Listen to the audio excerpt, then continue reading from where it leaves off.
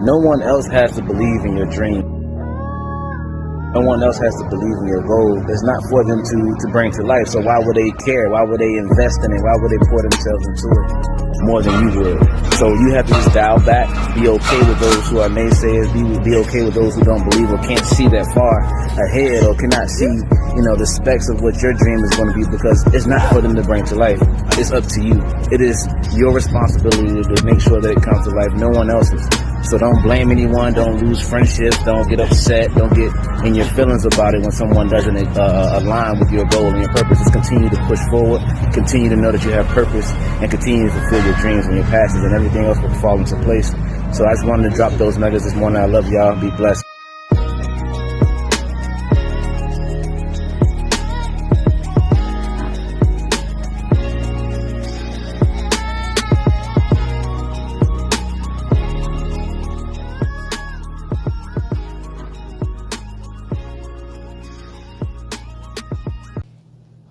Good morning, everybody.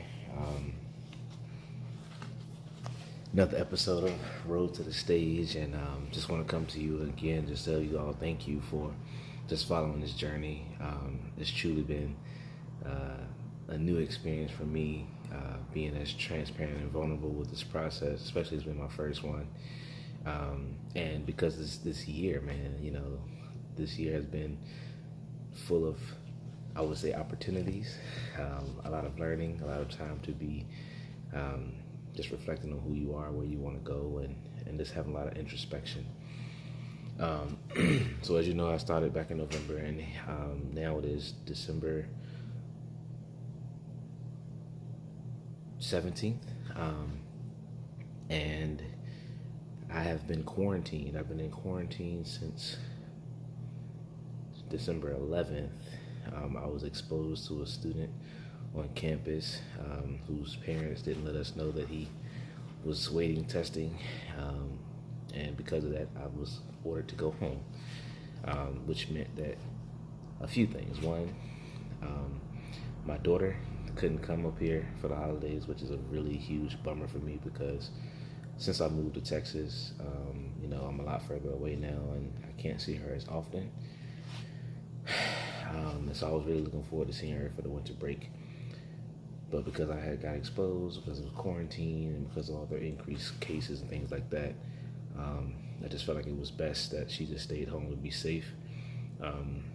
Because that's the reason why she's a virtual student and not an in-person student in the first place, because she tends to get sick often, and I don't want her to be in jeopardy for anything if I can avoid it, even if that means not being able to see her for a little while physically.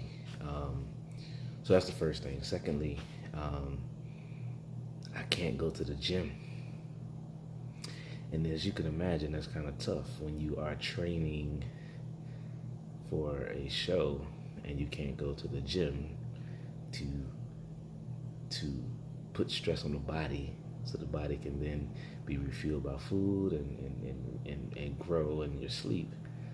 It's kind of hard to, continue progress or business as usual. So that's been another big blow for me, because like I told you guys before, the gym is not only a place to stress the body, it's a place for me to just kind of be one with myself, to kind of just like go through my feelings and emotions, and to just process how I'm feeling for the day and set me right for the day. So with that being said, my wife has been relentless in making sure that I stay home and don't sneak away to the gym. So the compromise was I will go and buy some dumbbells and things to work out at home. So as you can see, I'm decked out, got the hoodie, scully, gloves, everything going, because it's 33 degrees outside. It's cold as hell. And because we're in an apartment, and I don't want to wake up anyone in the house, I work out on the balcony, and I'm grateful that we have a balcony that's big enough for the workout. But it is cold, and so this is me just sharing. This is my Saturday, Sunday, Monday, Tuesday, Wednesday, Thursday. This is my 6th day on the balcony. I've done leg workouts. I've done my chest workouts. I've done shoulders and tries. I've done buys and back. Today is another back session, so I'm about to do back. Focus on thickness, so it's gonna be all rows, different variation of rows. Not doing too many lats today. That's gonna be another back day when I'm focused on width. I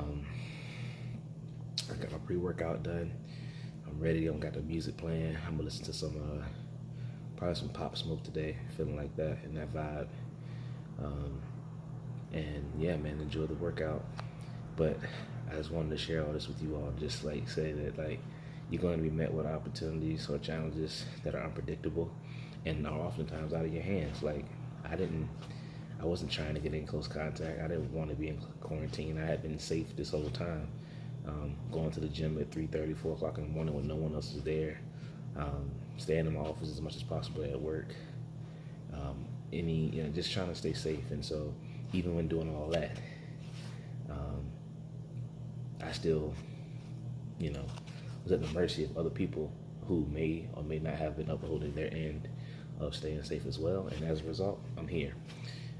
So it sucks, like I said, it's the holiday season, it's Christmas time, and I won't be able to see my daughter and all that kind of stuff, but I'm also looking at the blessing in being able to make those decisions to just kind of keep her safe.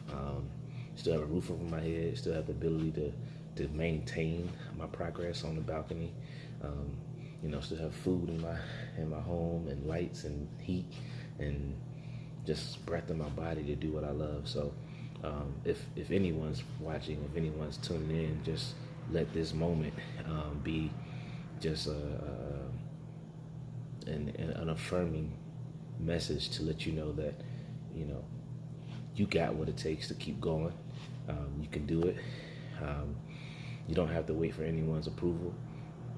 Just believe in yourself.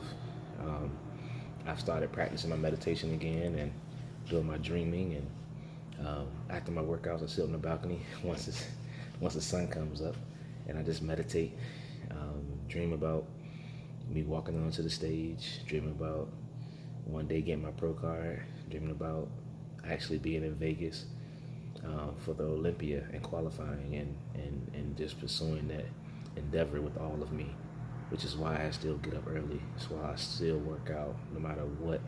That's why I stick to my diet, eating my meals, checking in with my coach, weighing in, taking pictures, buying my supplements. It's not cheap. It's not cheap pursuing this goal.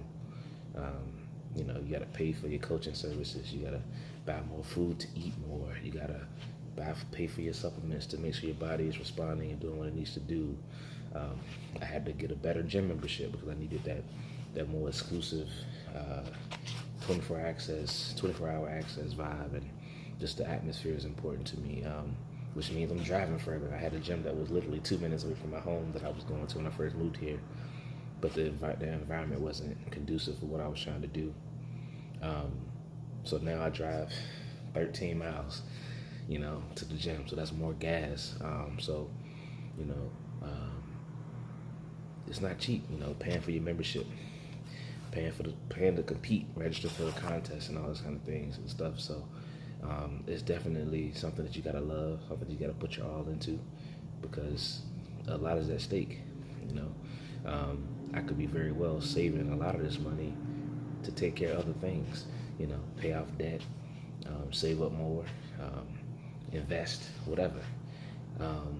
But I'm choosing to invest in me. And so with me knowing that, I can't half-ass this process.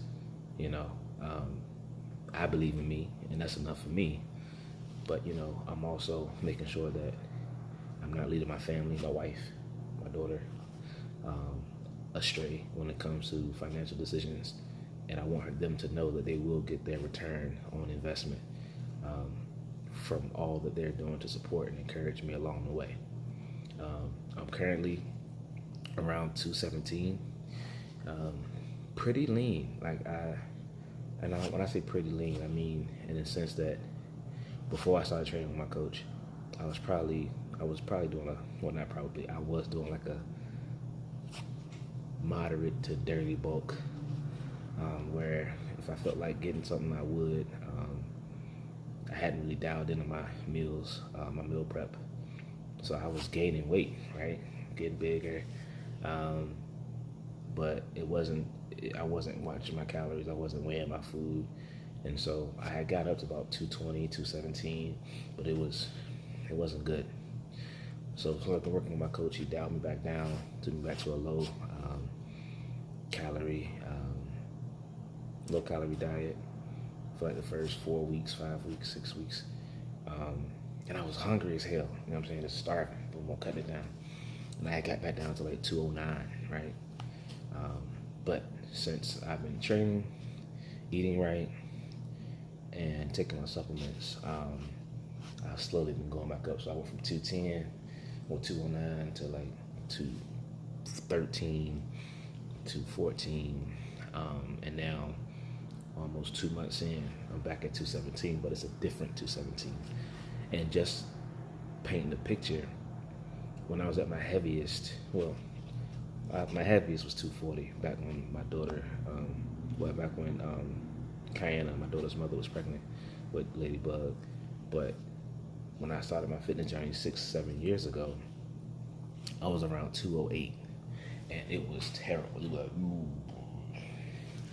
So the fact that I am 9 pounds heavier than that version of myself 7 years ago, it just kind of sheds a light on the importance of body composition.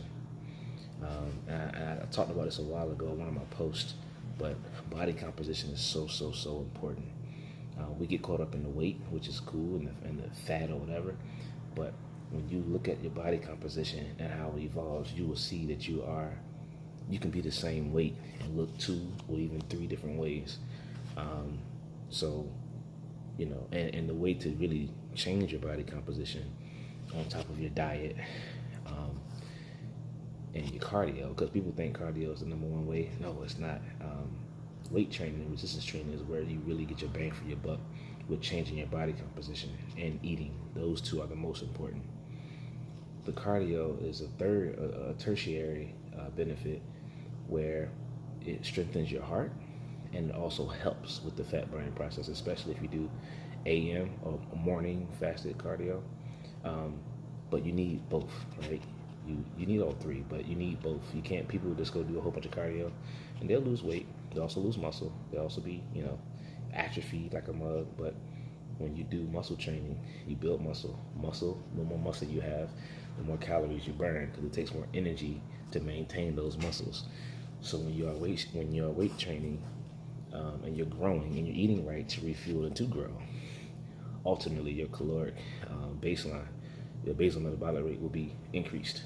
And then when you add the cardio and you burn more calories and you are strengthening your heart, you're at a more of a caloric deficit, which then also helps with staying lean. So, doing all those things, like I said, 217, I'm feeling really, really good. I know I'm growing. I feel harder. So yeah, I just want to let check in with you all. Oops, excuse me, hold on 1 second. I'm saying, just want to check in with you all before I go do this workout in this blistering cold. But know that I love you all. Know that you all are all important. Know that your dreams are yours. And know that you have what it takes already within to bring those dreams to life, to share them with others. Happy holidays. I'm praying for everyone who can or cannot be with family during this holiday season. I'm praying for those who have lost loved ones during this holiday season. I'm praying for, financial hardship during this holiday season. I'm praying for wellness, safety, and well-being overall during this holiday season. And I hope you all are blessed. And I will check in with you all next time. Can't wait to show y'all the next video. Really excited about it because it's just one step closer to my process of my road to the stage. Peace.